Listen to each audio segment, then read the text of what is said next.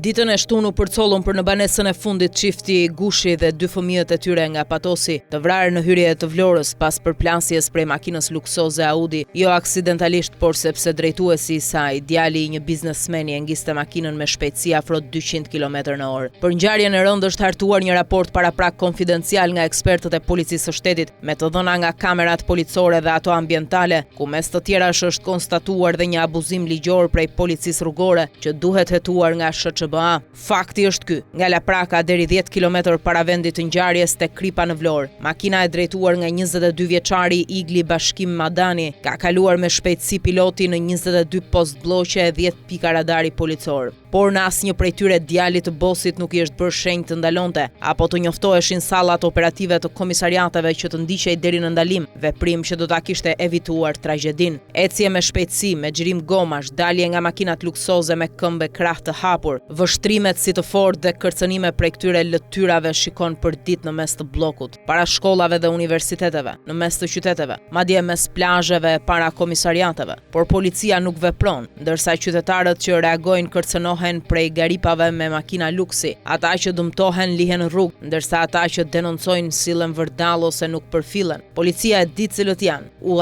di emrat dhe targat. Llojet dhe ngjyrat e makinave që ndrojnë për ditë dhe di se pjella e cilëve deputet, ministra, bos biznesesh, kriminalësh e trafikantësh janë, sikurse dinë se me çfarë merren e ku i kanë strofkullat e punëve të pista. Para 3 ditësh në ish blok një makinë luksi xhiroi gomat e kaloi me shpejtësi para skuadrës policore, ndërsa ata e nderuan sikur kaloi eskorta e kryeministrit apo e ministrit të brendshëm. Heshtën sepse patën frikë nga fyerjet e pse jo dhe nga grushtat, siç ka ndodhur shpesh pasi trimi ishte një nga fëmijët e atyre që kanë në dorë pushtetin, politikën, policinë, drejtësinë dhe ekonominë, të cilët kanë fuqi të heqin nga puna jo një polic, por edhe kryepolicin Ardiveliu. Edhe 4 fakte nga djem bosësh që me makina luksi e në fakt mielli kanë vrarë dhe policë në postoblloqe rrugore. Në shtator 2016, vetëm 3 ditë pas mbarimit të dënimit për aksident rrugor, Arnold Kola, djali ish deputetit të Partisë Socialiste Ndue Kola, që ka PPP Milot Balldren, në gjendje të dehur me 150 km/h vrau një polic në postbllokun Kamës, por u dënua minimalisht sepse ishte student me nota të mira. Një 27 vjeçare të vdekur dhe 3 plagosur la djali i Gramozruçit më 29 nëntor 2011 te rruga Elbasanit, pasi ecte me shpejtësi me makinën e kuvendit dhe nën efekt kokaine, por u la i lirë. Më 14 janar 2021 në kryqëzimin e RTS-s, Stivelian Dashi, 19 vjeç, nipi i drejtorit të OFL-s Arben Dashi, plagosi 2 qytetar pasi ecte me shpejtësi 150 km/h. Fillimisht ngjarja u fshe, pastaj u harrua, paçka se kishte edhe 8 gjoba për shpejtësi piloti në lagjet e Tiranës. Më 10 qershor 2021 në zonën Kino Studio, 19 vjeçari Johon Breçani, djali i ish zëvendës drejtorit të policisë së shtetit Erzem Breçani dhe oligarki 50% të tenderave polici private, goditi me makinë një vajzë 24 vjeçare të cilës ju prej njëra këmbë. Kjo histori vazhdon sepse garipat me makina sheikësh, me tatuazhe e varse floririt të trasha sanjelitar dhe me kuleta mira euro, janë fëmijë politikanësh, ministrash, deputetësh, shefash policie, doganash, trafikantësh dhe biznesmenësh të lidhur me kupolën e pushtetit.